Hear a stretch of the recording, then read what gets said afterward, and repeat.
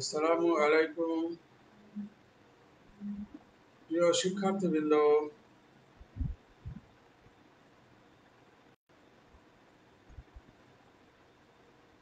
আল্লাহ পাকের অশেষ মেহেরবানিতে আমরা আজকে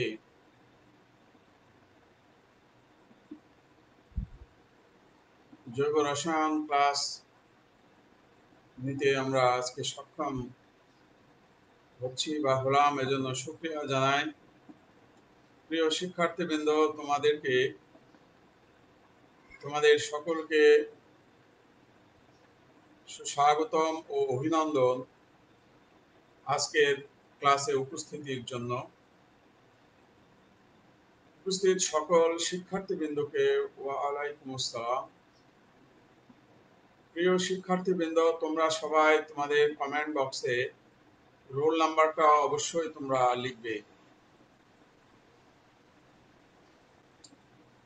তো আমরা এবার পড়াশোনার বিষয়ে চলে যাই। আমাদের গতদিনে যে পড়াশোনা করেছিলাম সেটা হলো পলিমার রসায়ন। পলিমার রসায়নের আমরা একটা কৃত্রিম পলিমার বিষয় নিয়ে আমরা আলোচনা করেছিলাম, ডিটেলস আলোচনা করেছিলাম, এবং প্রাকৃতিক পলিমারের আমরা কিছু কিছু উদাহরণ দিয়েছিলাম। গতদিনে প্রাকৃতিক পলিমারের মধ্যে আমরা কটন এই উদাহরণটা আমরা দেই নাই, তোমাদেরকে আজকে আবার আমি মনে করে দিলাম। আমরা প্রাকৃতিক পলিমার অনেক উদাহরণ দিয়েছিলাম, স্টার্চ, সেলুলোজ, এরকম ভাবে আমরা উদাহরণ দিয়েছিলাম। তেমনি এখানে কটন একটা প্রাকৃতিক পলিমার, আমরা রাবার একটা প্রাকৃতিক পলিমার দিয়েছিলাম। পাশাপাশি বলেছিলাম রাবার প্রাকৃতিক পলিমার এবং কৃত্রিম পলিমার দুটোই হয়। তো আমাদের আজকের ক্লাসটা হলো জৈব রসায়ন, অর্গানিক কেমিস্ট্রি। আমাদের লেকচার হলো আজকে 31 নম্বর লেকচার। আমরা জৈব রসায়নের একদম প্রায় শেষের দিকে চলে এসেছি।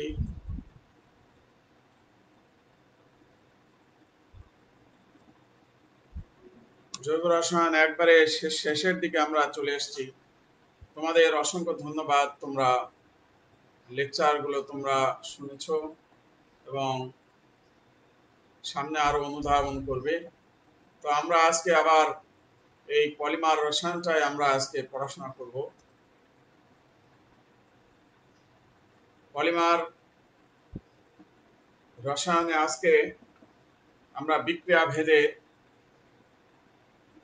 পলিমার কয় ধরনের সেটা আমরা আজকে লিখব।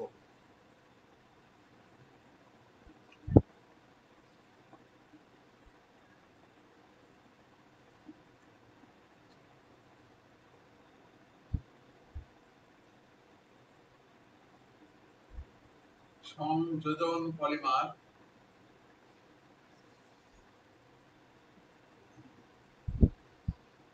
সংযোজন পলিমার, আর একটা হলো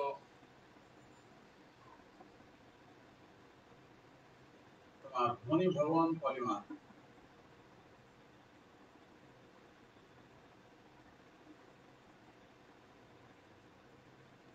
এই দুটা ভাগ আমরা বলেছিলাম যে উৎস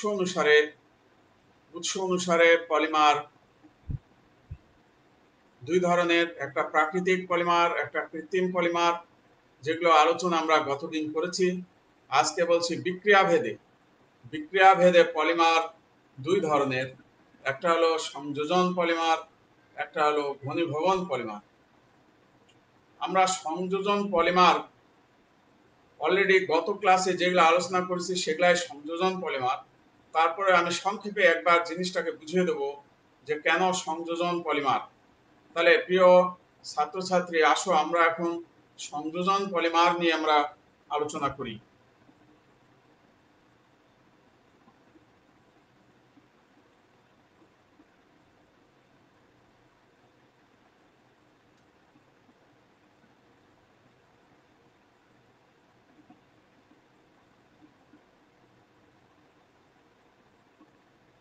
দেখো এখানে এন সংখ্যক ইথিন আছে, অসংখ্য ইথিন অণু আছে। এই অসংখ্য ইথিন অণুর মধ্যে যদি আমরা 350 ডিগ্রি সেন্টিগ্রেড তাপে 1200 অ্যাটমসফিয়ার আমরা যদি চাপ দেই,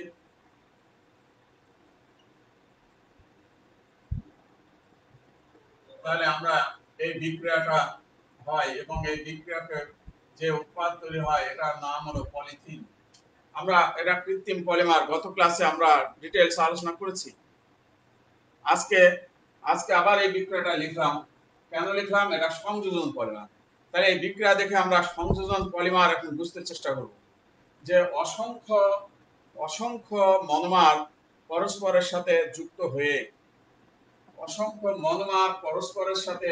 হয়ে যে বৃহৎ অণু গঠন করে তাকে পলিমার বা সংযোজন পলিমার বলা হয়। কোনো অণু অপসারণ হবে না। এখানকার বৈশিষ্ট্য হলো অসংখ্য অণু পরস্পরের সাথে যুক্ত হয়ে একটি বৃহৎ অণু গঠন করবে, পলিমার গঠন করবে। এইটাকে বলা হয় সংযোজন পলিমার। এখানে কোনো অণু অপসারণ হবে না, কোনো বিক্রিয়ার মাধ্যমে কোনো অণু অপসারণ হবে না, শুধু সংযোজন হবে। অসংখ্য অণু পরস্পরের সাথে যুক্ত হয়ে শুধু সংযোজন হবে, তখন সেটাকে বলা হবে সংযোজন পলিমার। তাহলে এরকম উদাহরণ আমরা যেগুলা দেখেছি, পিভিসি, টেফলন, স্টাইরিন, যা দেখেছি সবগুলোই হলো সংযোজন পলিমার। গত দিনের ক্লাসে যতগুলো আলোচনা করেছি এগুলা কৃত্রিম পলিমার, প্লাস এগুলা হলো সংযোজন পলিমার। কারণ এখানে কোনো পলিমারে অণু অপসারণ হয় নাই। এখানে কোনো অণু অপসারণ হয়েছে? এখানে কোনো অণু অপসারণ হয় নাই। একাধিক অসংখ্য অণু পরস্পরের সাথে যুক্ত হয়ে একটা বৃহৎ অণু গঠন করছে, যেটাকে পলিথিন বলা হয়। এখানে কোনো অণু অপসারণ হয় নাই, এখনো পানি অপসারণ হয় নাই, এখনো অ্যামোনিয়া অণু অপসারণ হয় নাই, কিচ্ছু অপসারণ হয় নাই। এই জন্য এই বিক্রিয়াকে বলা হয় সংযোজন পলিমার। তাহলে আমরা সংযোজন পলিমার আশা করি বুঝতে পারলাম। আমরা উদাহরণগুলো এখন লিখে দিই আবার। আমরা গত ক্লাসে আমরা পলিপ্রোপিন করেছি,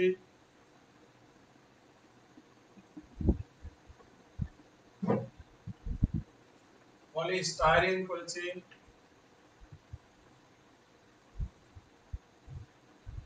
টেফলন করেছি, পিভিসি করেছি। আমরা এই যে উদাহরণগুলো গত ক্লাসে দেখো সব বিক্রিয়া দিয়ে দিয়ে আমরা দেখেছি, এগুলা সব হলো সংযোজন পলিমার। কারণ সবটাতেই অসংখ্য অণু যুক্ত হয়ে একটা বৃহৎ অণু গঠন করেছে। কোনো অণু অপসারণ হবে না, সহজ কথা। কোনো অণু অপসারণ হবে না, তবেই সেটা সংযোজন পলিমার। আর যদি অণু অপসারণ হয় সেটাকে বলা হয় ঘনীভবন পলিমার। আমি অগ্রিম বলে দিলাম, আমি পরবর্তীতে এটা আমরা আলোচনা করব। আমি আবার ক্লিয়ার করি, অসংখ্য অণু পরস্পরের সাথে যুক্ত হয়ে বৃহৎ অণু গঠন করলে সেটাকে বলা হবে সংযোজন পলিমার। কোনো অণু অপসারণ হবে না, কিন্তু যদি অসংখ্য অণু পরস্পরের সাথে যুক্ত হয়ে পলিমার গঠন করে এবং কোনো অণু অপসারণ হয়, তখন সেটাকে বলা হবে ঘনীভবন পলিমার। যে উদাহরণগুলো আমরা ধীরে ধীরে এখন আমরা আলোচনা করব। তাহলে আশা করি আমরা সংযোজন পলিমারটা আমরা ক্লিয়ার হতে পারছি। এখন আমরা যে বিষয়টা নিয়ে আলোচনা করব সেটা হলো ঘনীভবন পলিমার।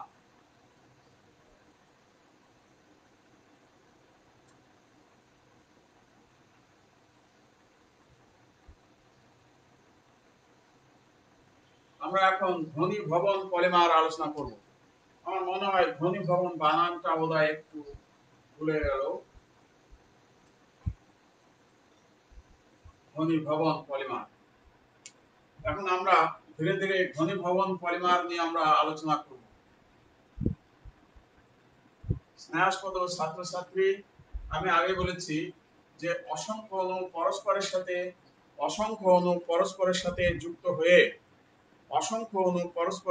যুক্ত হয়ে বৃহৎ অণু গঠন করবে এবং অণু অপসারণ করবে, ক্ষুদ্র অণু অপসারণ করবে। কি অণু অপসারণ করবে? পানির অণু অপসারণ করতে পারে, অ্যামোনিয়া অণু অপসারণ করতে পারে, যে কোনো অণু অপসারণ করবে, তাহলেই সেটা কি বলা হবে? ঘনীভবন পলিমার। এখন আমরা ধীরে ধীরে ঘনীভবন পলিমার উদাহরণ দেখাই। তোমরা দেখো,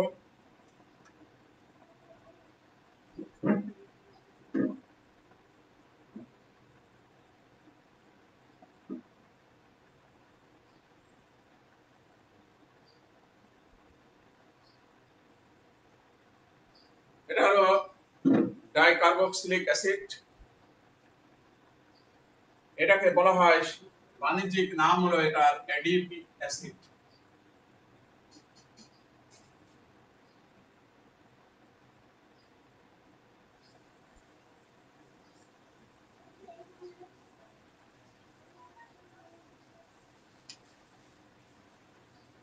এই যৌগটার নাম হলো অ্যাডিপিক অ্যাসিড।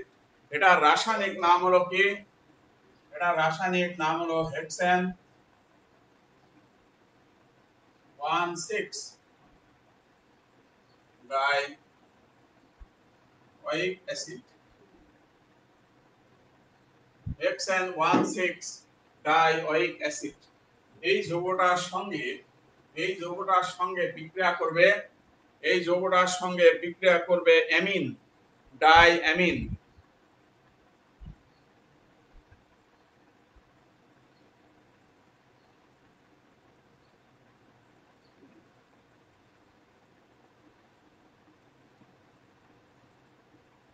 এই যৌগটা বিক্রিয়া করবে। এই যৌগটার নাম কি? এই যৌগটার নাম হলো হেক্সামিথিলিন ডাইঅ্যামিন। হেক্সা মানে 6, এখানে 6টা মিথিলিন মূলক আছে, এই কারণে এই যৌগটার নাম হলো হেক্সামিথিলিন ডাই হেক্সামিথিলিন ডাইঅ্যামিন।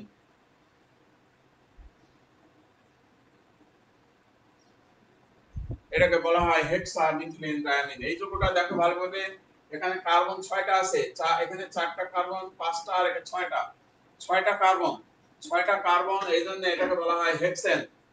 আর 1 নাম্বার কার্বন এবং 6 নাম্বার কার্বনে হলো কার্বক্সিলিক গ্রুপ, এই কারণে হেক্সেন 1,6 ডাইওয়িক অ্যাসিড। এই যৌগ দুইটা যখন পরস্পরের সঙ্গে যখন বিক্রিয়া করে, তখন কি হয়? এখানকার একটা OH মূলক আর একটা এখানকার হাইড্রোজেন, একটা হাইড্রোজেন নিয়ে পানি অণু অপসারণ হয়। এই যে দেখো, পানির অণু অপসারণ হচ্ছে, পলিমার গঠন হচ্ছে এবং পানির অণু গঠন হচ্ছে, এই জন্য এটাকে বলা হয় ঘনীভবন পলিমার। এখন দেখো, বিক্রিয়া করলে কি যৌগটা তৈরি হবে, আমরা এখানে ভালোভাবে লিখে দেখাই।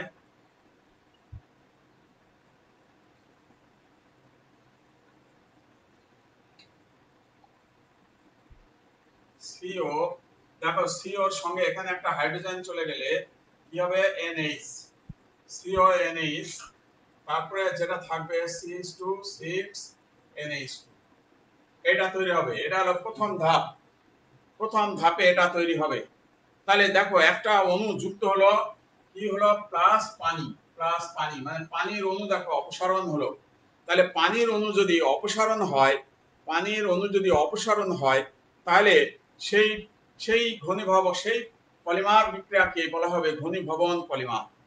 এখানে দেখো, অসংখ্য অণু পরস্পরের সাথে যুক্ত হবে, কিন্তু পানির অণু অপসারণ হচ্ছে, একটা ক্ষুদ্র অণু অপসারণ হচ্ছে, এই কারণে এটাকে বলা হবে ঘনীভবন পলিমার। আর যদি এই পানির অণু অপসারণ না হতো, যদি সরাসরি সব যুক্ত হয়ে যেত, তাহলে সেটাকে বলা হবে সংযোজন পলিমার। আশা করি তোমরা বিষয়টা ক্লিয়ার হতে পারছো। এবার যে যৌগটা তৈরি হলো, এই যৌগটা এখন যদি আবার পুনরায় যদি পলিমারকরণ বিক্রিয়া অংশগ্রহণ করে, এটাকে যদি আবার দেন আরো অণুর সঙ্গে যদি আবার যুক্ত হয়, এবার হলো এটা লিখে আবার পলিমারকরণ, এখানে লিখে দিলাম আমি পলিমারকরণ অর্থ কি? অর্থ হলো এবার এই পাশে যুক্ত হয়েছে, ভালো করে দেখো, এই পাশে যুক্ত হয়েছে, এবার যদি এই পাশে যুক্ত হয়, কারণ দুই পাশেই তো কার্যকরী মূলক আছে, এখানে জৈব অ্যাসিড মূলক, কার্বক্সিলিক মূলক, এদিকেও কার্বক্সিলিক মূলক। আমি এই পাশে যুক্ত করেছি, এক পাশে যুক্ত করছি, কিন্তু এই পাশেও তো যুক্ত হতে পারে। এই পাশে যুক্ত হলে তখন আমাদের কিভাবে যুক্ত হবে?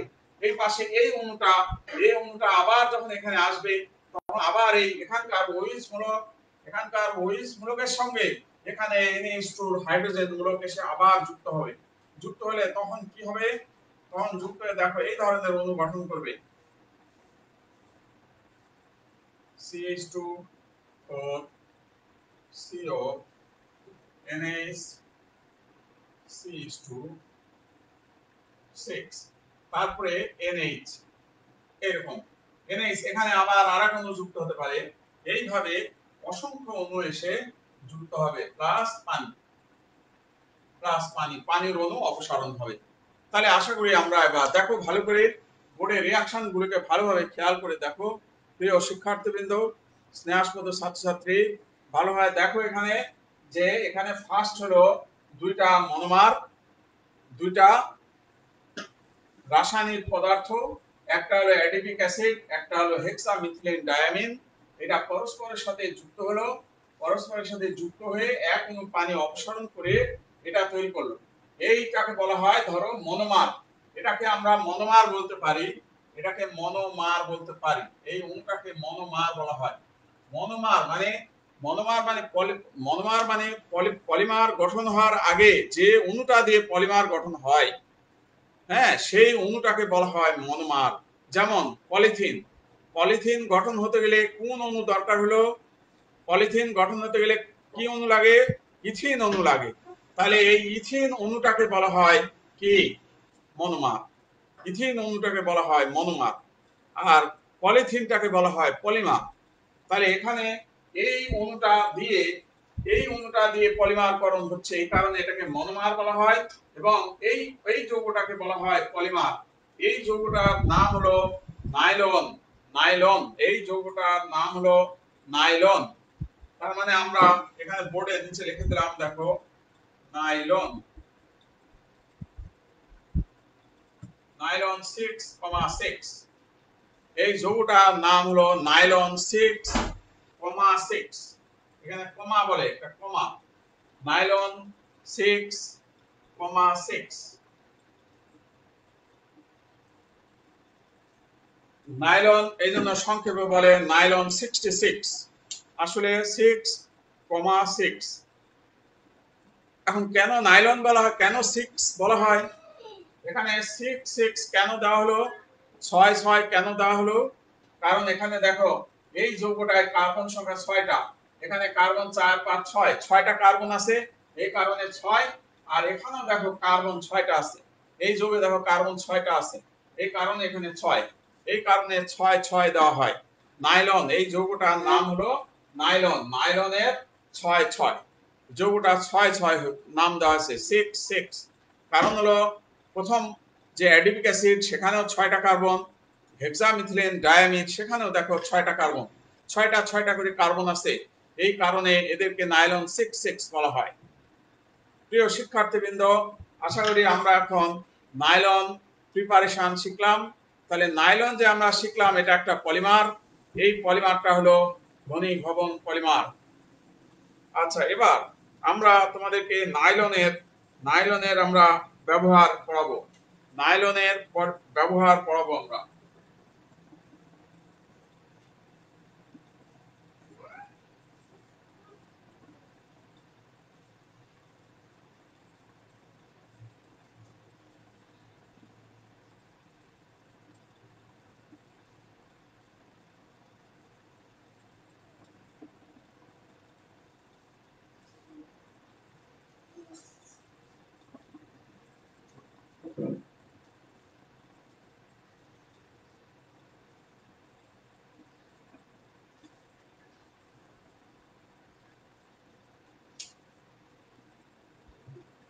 নাইলনের এবার ব্যবহার করব।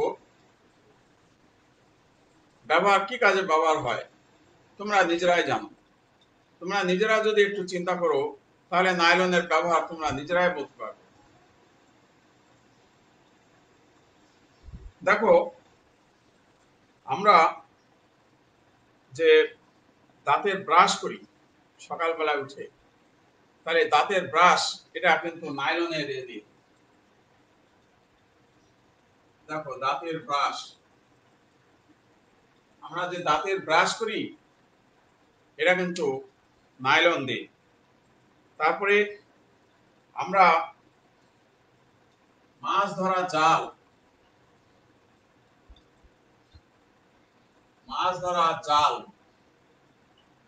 জেলেরা যে মাছ ধরে সেই মাছ ধরা যে জাল, এই জাল হলো নাইলনের সুতা দিয়ে। আমরা দেখো যে মোজা পরি, মোজা, মোজা পরি, জুতা পরতে গেলে জুতা পরার আগে দেখো আমরা মোজা পরি, আমরা মেল ফিমেল সবাই মোজা পরি। এই মোজা কিন্তু নাইলনের দিয়েও হয়, আবার কটন দিয়েও হয়, সুতা দিয়েও হয়। নাইলন গুলো একটু টান দিলে লম্বা হয়, আর সুতার গুলো টান দিলে লম্বা হয় না। তবে সুতার মোজা পরে তোমার স্বাস্থ্যসম্মত। নাইলনের মোজাতে পরিধান করলে পা গরম হয়ে যায়, পা ঘেমে যায় এবং দুর্গন্ধ বেরোয়। এগুলাতে এটা মানে বলতে পারো ব্যাড ইফেক্ট। এটা হলো এর সীমাবদ্ধতা। তারপরেও তারপরেও আমরা নাইলনের মোজা আমরা অনেকেই ব্যবহার করে থাকি। নাইলনের মোজা দাম একটু কম, আর কটন যেটা সেটার দাম বেশি। স্বাভাবিকভাবেই আমাদের আর্থিক সুবিধা অসুবিধার উপর ভিত্তি করে আমরা কেউ কেউ নাইলনের মোজা পরি, কেউ কেউ কটন মোজা পরে থাকি। তো প্রিয় শিক্ষার্থীবৃন্দ, এভাবে আমরা তোমার ব্যবহারগুলো আমরা সহজেই আমরা বুঝতে পারি। তোমার আমরা গেঞ্জি পরে থাকি, আমরা যে গেঞ্জি পরে থাকি, এই গেঞ্জিও, হ্যাঁ, আমরা সবাই গেঞ্জি পরে থাকি। গেঞ্জিটা নাইলনের গেঞ্জিও তৈরি হয়। এখানে ওই একই কথা, এই গেঞ্জি এবার নাইলনেরও হতে পারে, কটনেরও হতে পারে। হ্যাঁ, এখন স্বাভাবিকভাবেই গেঞ্জি যদি নাইলনের হয় তাহলে শরীরে আমাদের ঘর্ষণে বা তাপ তৈরি করবে বেশি। এটা শরীরের ক্ষতি, শরীর চুলকাবে, হ্যাঁ, মানে অস্বস্তি লাগবে, গরম হবে, শরীরের ক্ষতিগ্রস্ত হবে, হ্যাঁ, মানে অস্বস্তি লাগে আর কি, এবং বিদ্যুৎ উৎপন্ন হতে পারে। এই সমস্ত কারণে আমরা নাইলনের গেঞ্জি অনেকেই অ্যাভয়েড করি, কটন ব্যবহার করি। কটনের গেঞ্জি ব্যবহার করলে আমাদের আরামপ্রদ লাগে। আর নাইলনের গেঞ্জি ব্যবহার করলে শরীরে যে ঘাম হয়, ঘামটা শোষণ করতে চায় না। কিন্তু কটনের গেঞ্জি ব্যবহার করলে শরীরে যে ঘাম হয়, ঘামটা শোষণ করে নেয়, যাতে এটা আমাদের একটু স্বাস্থ্যসম্মত। কারণ ঘাম ঘাম যদি বডি আবার শোষণ হয়ে যায়, ঘাম যদি আমরা বডিতে আবার যদি শোষণ হয়ে যায়, তাহলে আমাদের এটা শরীরের জন্য খারাপ। আমাদের জ্বর হতে পারে, কাশি হতে পারে, সর্দি লাগতে পারে। এই জন্য আমরা সবসময় আমাদের নিজেদেরকে আমরা টেক কেয়ার করব, যে যদি শরীরে ঘাম হয়, ঘামটা আমরা কাপড় দিয়ে, রুমাল দিয়ে আমরা মুছে ফেলবো। আমরা ঘামটাকে কখনোই বডিতে, শরীরে যেন না শুকিয়ে যায়, এদিকে আমরা খেয়াল রাখবো। আমরা অনেকেই আছি না জানার কারণে শরীর ঘেমে যায়, ঘাম শরীর নিয়ে আমরা ফ্যানের নিচে বসি, এসির সামনে দাঁড়িয়ে বডিতে আমাদের ঘাম শুকিয়ে যায়। তাহলে এটা গেলে আমাদের শরীরের জন্য ক্ষতি হয়ে যাবে, পরে সর্দি লাগবে, জ্বর আসবে, কাশি হবে। হ্যাঁ, এই সমস্ত কারণে আমাদের এটা খেয়াল রাখতে হবে। তো প্রিয় শিক্ষার্থীবৃন্দ, আশা করি আমরা নাইলনের ব্যবহার আমরা বুঝতে পারলাম, আমরা সবাই এগুলা ক্লিয়ার হতে পারছি। তো এখন আমরা যে বিষয়টা পড়াশোনা করব, ঘনীভবন পলিমার, আমরা আরো উদাহরণ দেখব। আমরা ঘনীভবন পলিমারের আরো উদাহরণ দেখব। এখন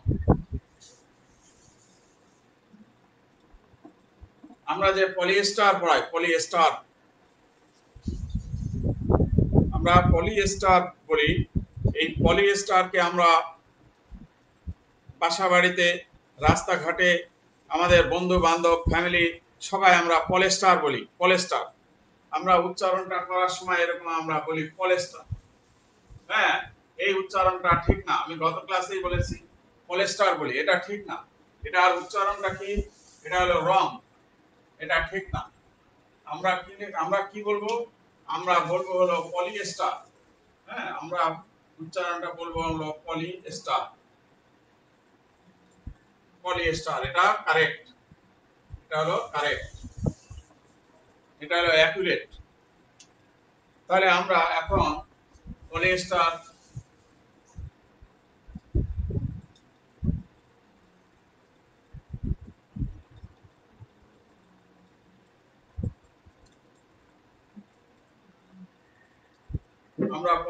এখন প্রিপারেশন দেখব। পলিয়েস্টার প্রিপারেশন কিভাবে হবে দেখো।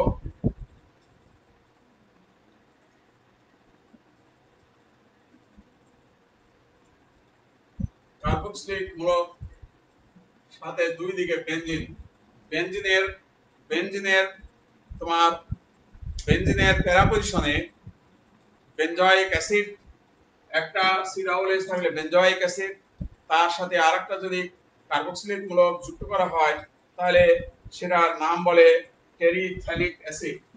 এটা বাণিজ্যিক নাম বলে এটাকে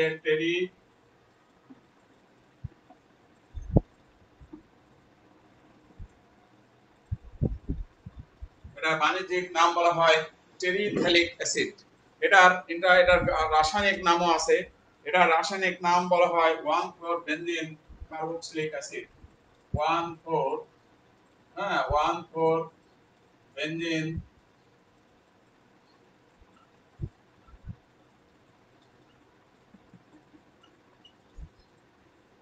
কার্বক্সিলিক 1,4 বেনজিন কার্বক্সিলিক অ্যাসিড। এখন এই যৌগটা যখন বিক্রিয়া করবে, কার সঙ্গে বিক্রিয়া করবে দেখো।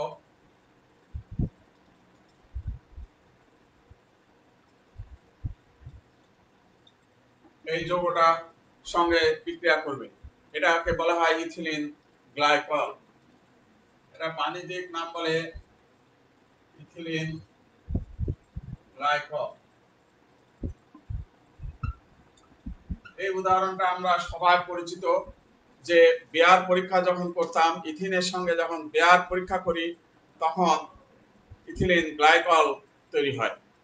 অতএব এই দুটা যৌগ পরস্পরের সাথে, ইথিলিন গ্লাইকলের রাসায়নিক নাম কি? ইথেন,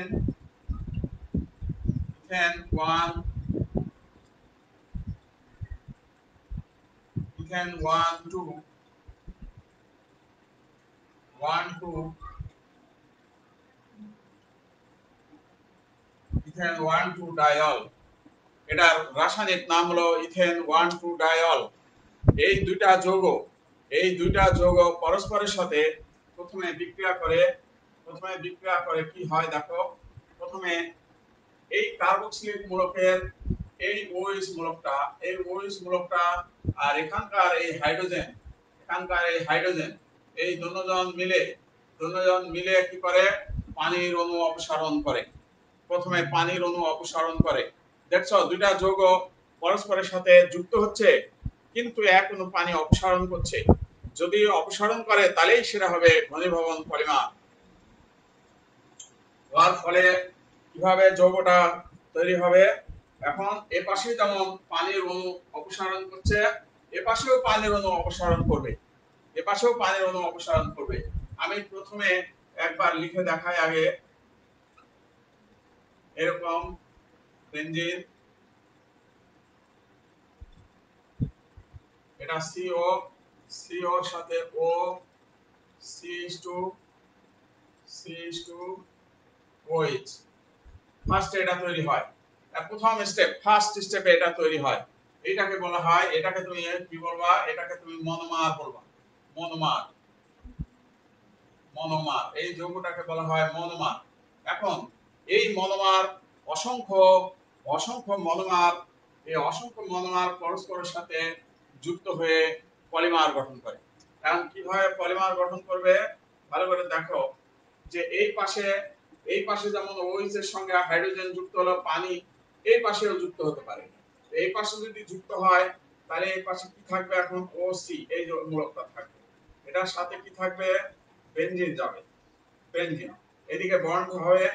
তারপরে এটার সাথে কে আছে, এটার সাথে সিও আছে, সিও ও CH2, CH2।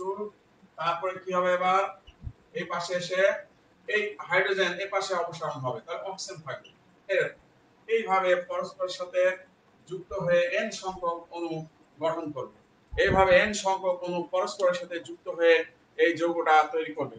এই যৌগটাকে বলা হয়, এই যৌগটার নাম বলা হয় পলি, এই যৌগটার নাম বলা হয় পলিএস্টার, এটার নাম বলা হয় পলিএস্টার। এবং এটার সাথে কি তৈরি হবে, পানি তৈরি হবে, অসংখ্য পানির অণু কি হবে, অসংখ্য পানির অণু অপসারণ হবে, পানির অণু অপসারণ হয়ে গেল। তাহলে এখানে উপরে এক ধাপে পানির অণু অপসারণ হবে, এখানে প্লাস পানি, প্লাস পানি, সরি প্লাস পানি, পানির অণু অপসারণ হয়ে এটা তৈরি হয়েছে মনোমার। তারপরে অসংখ্য অণু যুক্ত হয়ে এই যে n সংখ্যক অণু যুক্ত হয়ে তোমার পলিমার গঠন হয়েছে। তাহলে এইভাবে পানির অণু অপসারণের মাধ্যমে তোমার পলিমার গঠন হয় এবং পলিএস্টার তৈরি হয়। এই কারণে এই বিক্রিয়াকে বলা হয় ঘনীভবন পলিমার। তাহলে আমরা আশা করি এখন এই বিক্রিয়ার মধ্যে দিয়ে আমরা সবাই পলিএস্টার, পলিএস্টার উৎপাদন আমরা বুঝে গেলাম। তাহলে তোমাকে নাইলন প্রস্তুতি শিখালাম এবং পলিএস্টার প্রস্তুত প্রণালী শিখালাম। এই পলিএস্টারের, এই পলিএস্টারকে যুক্তরাষ্ট্রে, যুক্তরাষ্ট্রে এটার নাম বলা হয় তোমার ডেকরন, ডেকরন বলে এটা, এই পলিএস্টারকে ডেকরন বলা হয়। যুক্তরাষ্ট্রে এটার নাম বলে ডেকরন, ডেকরন। এটা যুক্তরাষ্ট্রে এই যৌগটাকে, এই যৌগটার নাম পলিএস্টার, একে ডেকরন বলা হয়। আবার এটাকে টেরিলিন বলা হয়। তাহলে বিভিন্ন নামে নাম দেওয়া হয়। ডেকরন যদি বলা হয় ডেকরন, তাহলে বলবা যে পলিএস্টার, পলিএস্টার হলো জেনারেল নাম, ডেকরন বা টেরিলিন বলা হয়। এগুলোকে বাজারে ডেকরন, টেরিলিন, হ্যাঁ, মাইলার, এর আরো নাম আছে মাইলার, ডেক্রন, টেরিলিন, মাইলার, এই নামে এদেরকে বাজারে বিক্রি হয়, কিন্তু সবই হলো পলিএস্টার। তাহলে প্রিয় শিক্ষার্থীবৃন্দ, আশা করি তোমরা এখন ঘনীভবন পলিমার সম্বন্ধে তোমরা ক্লিয়ার কনসেপ্ট পেয়েছো। আমরা গত ক্লাসে যেটা আলোচনা করেছি এটা হলো সংযোজন পলিমার, এখন যেটা আজকে আলোচনা করলাম এটাকে বলা হয় ঘনীভবন পলিমার। তাহলে পলিএস্টার, নাইলন এগুলা সব ঘনীভবন পলিমার। তাহলে আমরা আশা করি বুঝতে পারছি। এখন মুছে দিলাম এটা।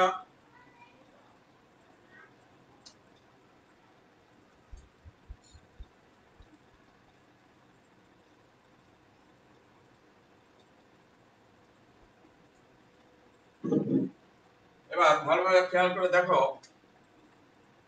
যে পলিএস্টার, পলিএস্টারকে বাজারে কি নামে বিক্রি হয়, ডেক্রন, ডেক্রন, ডেক্রন, টেরিলিন, ডেক্রন, টেরিলিন, মাইলার।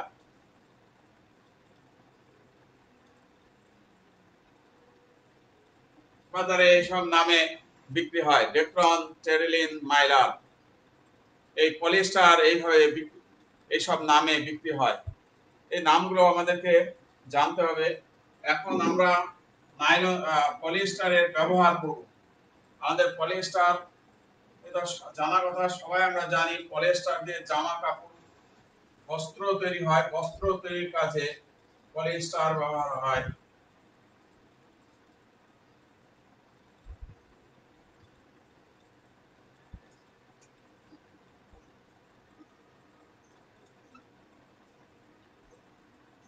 প্রথম হলো কি বস্ত্র, জামা কাপড়ের, এটা মেল ফিমেল সকলের পোশাক আশাক তৈরিতে বস্ত্র ব্যবহার হয়। আমরা পলিএস্টারের কাপড় অনেকেই পরিধান করে থাকি। তো এই বস্ত্র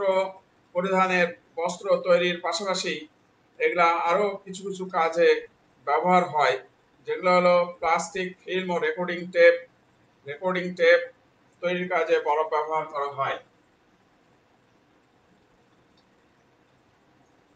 রেকর্ডিং টেপ, আমরা যে টেপ থাকে রেকর্ডিং, এখন এগুলার ব্যবহার অনেকাংশে কম, তারপরেও এগুলার ব্যবহার একেবারে নাই বললেও চলে। এগুলা একেবারে বিলীন হয়ে গেছে তা নয়, এগুলো ব্যবহার আছে। রেকর্ডিং টেপ এই সমস্ত কাজে এগুলো ব্যবহার হয়ে থাকে। তো প্রিয় শিক্ষার্থীবৃন্দ, আশা করি তোমরা বুঝতে পারছো। তবে এগুলা দ্বারা, যেমন সোয়েটার তৈরির কাজে পলিয়েস্টার ব্যবহার হয়।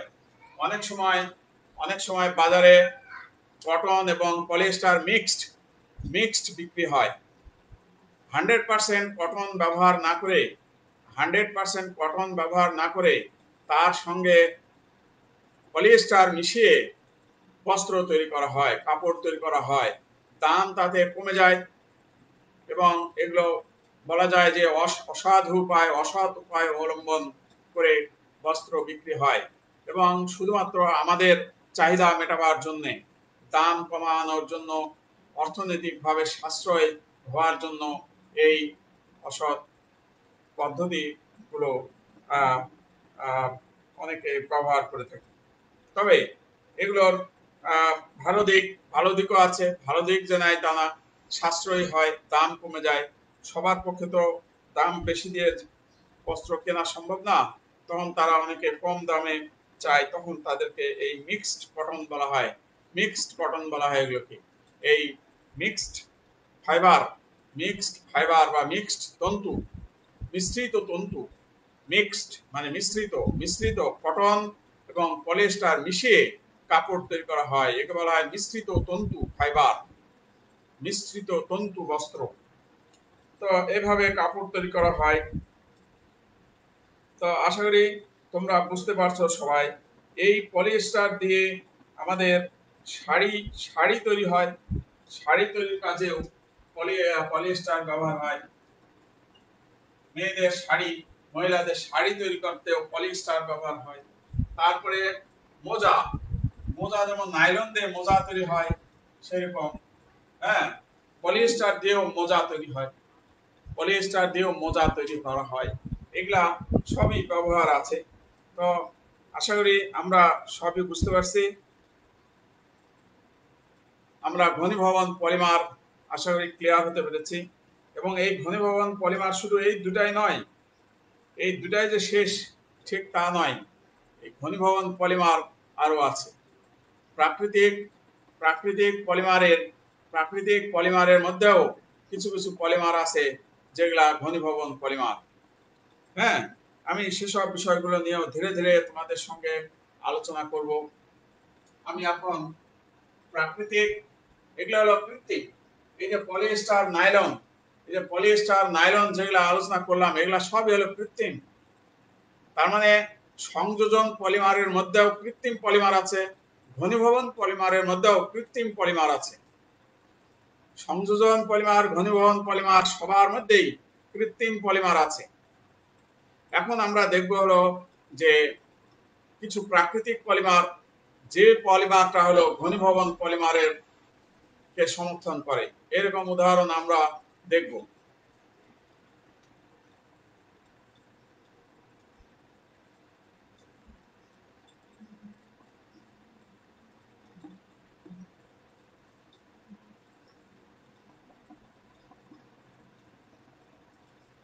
দেখো, আমরা নাম শুনেছি স্টার্চ, তারপরে নাম শুনেছি আমরা সেলুলোজ, তারপরে নাম শুনেছি আমরা প্রোটিন। এই নামগুলো আমরা সবাই শুনেছি। স্নেহাস্পদ ছাত্রছাত্রী, এই নামগুলো আমরা সবাই শুনেছি। Starch, cellulose, protein. স্টার্চ কোথায় পাওয়া যায়? স্টার্চ, সবাই বলো, স্টার্চ কোথায় পাওয়া যায়? আমরা যে ভাত খাই, রুটি খাই, এগুলোতে স্টার্চ পাওয়া যায়। সেলুলোজ কোথায় পাওয়া যায় তোমরা সবাই বলো? সেলুলোজ কাঠে পাওয়া যায়, কাঠের মধ্যে সেলুলোজ পাওয়া যায়। প্রোটিন কোথায় পাওয়া যায় তোমরা বলো সবাই? প্রোটিন, আমরা যে মাছ খাচ্ছি, এই মাছের মধ্যে কি আছে? মাছের মধ্যে প্রোটিন আছে। আমরা যে মাংস খাচ্ছি, এই মাংসের মধ্যে কি আছে? এই মাংসের মধ্যে প্রোটিন আছে। তাহলে আমরা সবসময় আমরা এই খাদ্যগুলোর উপরে আমরা নির্ভরশীল, স্টার্চ, প্রোটিন, এগুলোর উপরে আমরা নির্ভরশীল। তো তাহলে এবার আমরা তোমাদেরকে বাড়িতে কিছু কাজ দেই, বাড়ির কাজ। তোমাদের বাড়িতে কিছু কাজ দেই।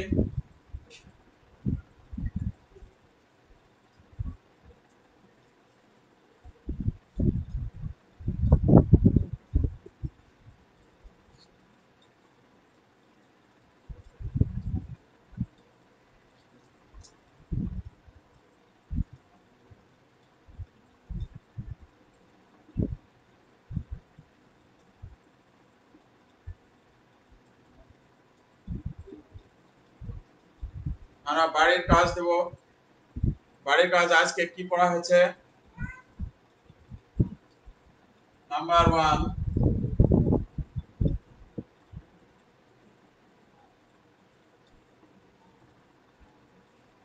ঘনীভবন পলিমারের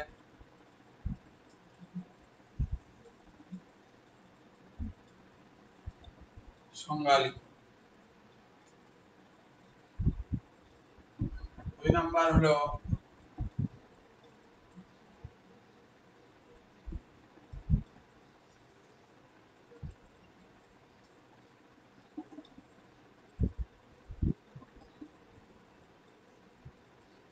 সংযোজন পলিমারের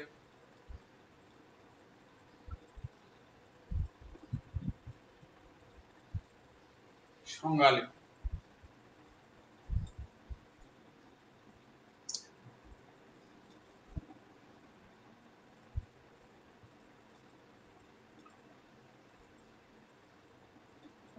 নাইলন,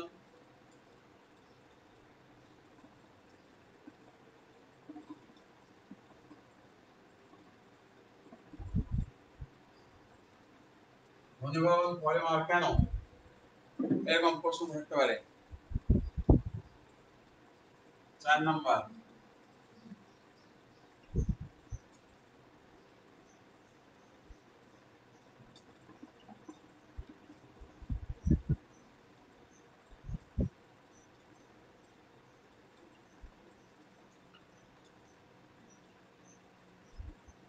কেন?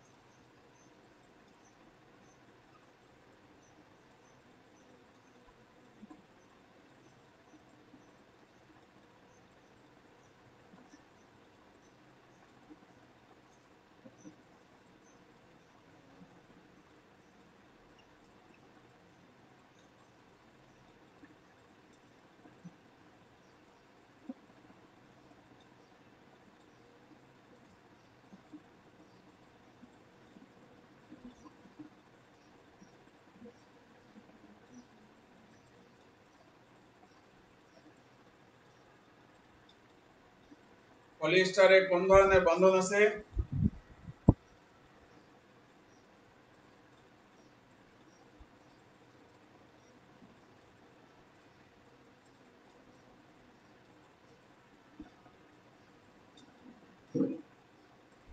আমাদের ভালো করে লিখে নাও হোমওয়ার্ক গুলো সবাই। সবাই হোমওয়ার্কগুলো ভালোভাবে লিখে নাও। আমাদের আগামী ক্লাসে হোমওয়ার্কগুলো তোমরা আমাকে সাবমিট করবে, মেসেঞ্জারে করতে পারো, মেল অ্যাড্রেসে করতে পারো। আগে কেউ কেউ করছো, সবাই মেসেঞ্জারে করছো অনেকেই, প্লাস আলোচনা করো যে এটা কিভাবে, এটাও পারি না ওটা পারি না, এইভাবে অনেকেই আলোচনা করে মেসেঞ্জারে। যদি অসুবিধা হয় তাহলে তোমরা আলোচনা করবে। আশা করি বাড়ির কাজগুলো তোমরা বুঝতে পেরেছো। আগামী দিনের আলোচনা হবে, আমাদের আগামী দিনের আলোচনা হবে ঘনীভবন পলিমার, কিন্তু সেটা হবে প্রাকৃতিক পলিমার। কিছু কিছু প্রাকৃতিক পলিমার আছে যারা ঘনীভবন পলিমারের অংশ। আমরা এই বিষয়গুলি নিয়ে আমরা নেক্সট ক্লাসে, আগামী সোমবারের ক্লাসে আমরা আলোচনা করব। তো প্রিয় শিক্ষার্থীবৃন্দ, তোমাদের সবার সার্বিক কল্যাণ কামনায় আজকের ক্লাস আমি এখানেই শেষ করছি। খোদা হাফেজ।